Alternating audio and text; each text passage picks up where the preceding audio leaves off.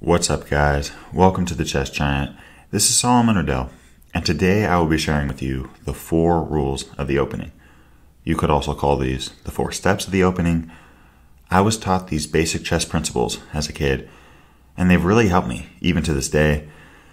Not all of us have the time to memorize hundreds of opening lines, and all of us will eventually reach a position that we haven't seen before.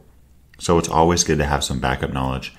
And I highly recommend staying until the end of the video, especially if you are a beginner or someone that is just starting to get into chess. For the purpose of teaching you the principles, I am going to have white follow the rules, have black not follow the rules, and see what happens. So without further ado, the first rule is putting a pawn in the center. For beginners, I recommend playing the move e4. And here with e4, a very strong move, it does 2 things. First off, it attacks d5 and f5, and it also allows the bishop on f1 and the queen on d1 to come into the game later. Here we see a5. I see a5 and h5, but I see a5 played a lot by beginners, and a5 just doesn't really do much.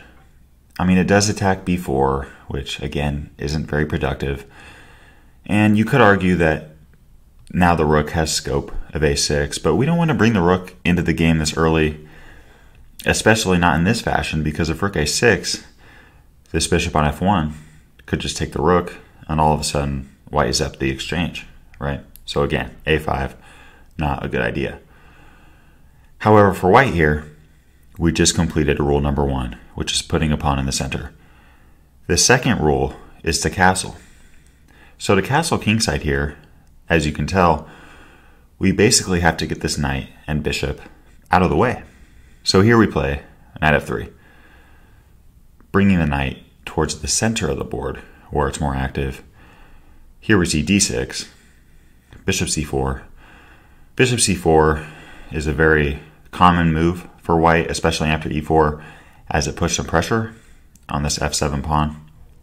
Here we see h6 and castling, completing the second rule. And now b6. Now, some of you may have noticed that white has only played 1 pawn move, whereas black has played 4. I mean, black has played h6, d6, b6, a5, and this is just simply a mistake. In chess, you do not want to just simply move your pawns over and over and over again.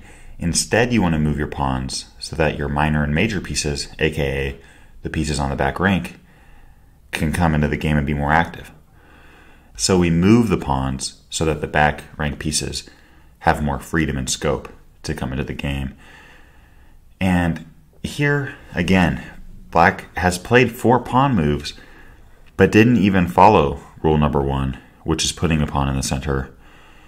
And here, white can take full control of the center with the move d4. And here we see rook a7.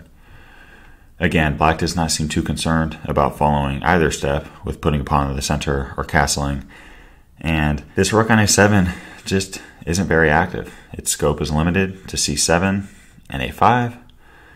And white is doing much better here. And again, here we see we just completed rule number 1, which is putting a pawn in the center, and rule number 2, which is castling.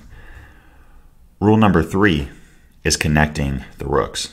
So basically, we want both of our rooks to be able to see each other, right? But here we have a queen, bishop, and knight blocking the vision of the 2 rooks. So for the rooks to see each other, we have to bring these 3 pieces into the game. So here we see knight c3, again, bringing the knight towards the center of the board where it's more active. And here we see e6, another pawn move, and now bishop e3, moving the bishop out to a good square and bringing us 1 step closer to finishing step number 3. Here we see bishop d7, and now queen d2. Now our rooks can see each other, and this is very good for us. As we can see, all of our pieces here are very active. The bishop, knight, the other bishop and knight, the queen. Both pawns on d4 and e4 are very active. I mean, white has a very nice position here. And here after knight c6, rule/step number 4 is pointing a rook, directing one of our rooks towards the opponent's king or queen. So here we can play rook fe1. And the reason we play this and direct the rook towards a king or queen is because you never know when things are going to break open, right? For example, after f6, we could play the move d5. And after e takes d5 and e takes d5, now we see that this rook has vision on the king on e8. And white is just doing much better in this position. I mean, let's just say a move like knight ce7 is played. Here in this position, white could play a move like knight d4, directing the knight towards the e6 square. I mean, this is very ugly for black. And again, as we can see, white has control of the center. White's pieces are coordinated, whereas black's pieces are just kind of all over the place. I mean, the rook on h8, the knight on g8, the bishop, the queen, I mean, none of these pieces have even moved. The rook on e7 isn't doing much. Again, white is doing much better. So, I hope you guys enjoyed this video. Again, just to summarize things up, here are the rules/steps. Number 1, put a pawn in the center. Number 2 is castle. Number 3 is connect the rooks. And the last one, number 4, is point a rook towards the opponent's king or queen, because you never know when things will break open. Plus, again, guys, a mistake I commonly see is when a player decides to push a bunch of their pawns multiple times without moving their back rank pieces. Move the pawns so that the back rank pieces can come and be an active part of the game. So I hope you guys enjoyed this video. Let me know what you thought of it, and I'm wishing you guys an amazing day.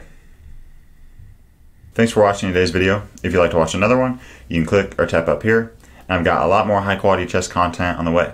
So if you'd like to subscribe, you can click or tap down here. I really appreciate your support.